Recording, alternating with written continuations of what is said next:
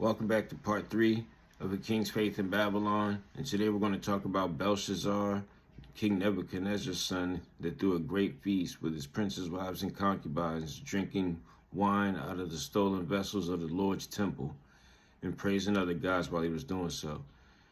And in that same hour, a hand came out and began to write on the wall an unfamiliar language to Belshazzar. He became frightened and needed someone to interpret the dreams. Doesn't that sound familiar? Daniel chapter 5, verses 1 through 5. Belshazzar the king made a great feast to 1,000 of his lords, and drank wine before the 1,000.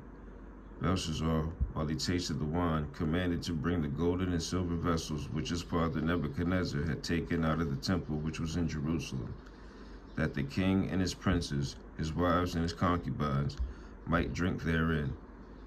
Then they brought the golden vessels that were taken out of the temple of the house of God, which was in Jerusalem, and the king and his princes, his wives and his concubines, drank in them. They drank wine and praised the gods of gold and of silver, of brass and of iron, of wood and of stone. In the same hour came forth fingers of a man's hand, and wrote over against the candlestick upon the plaster of the wall of the king's palace. And the king saw the part of the hand that wrote. Continuing through verses 6 through 11, you'll see that Belshazzar became quite frightened once he seen the hand write on the wall and needed to get someone from Babylon to try to interpret the writing. No one could do so. Then the queen had suggested that there was a wise man that was around at the time of his father, King Nebuchadnezzar, that may be able to interpret the writing. And that was Daniel. Daniel 5:11 and 12. Words of the queen.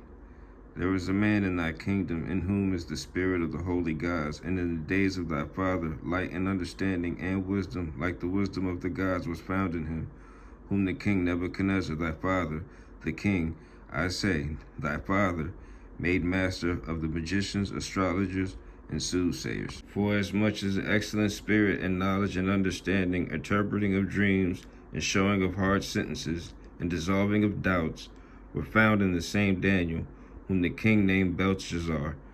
Now let Daniel be called, and he shall show the interpretation.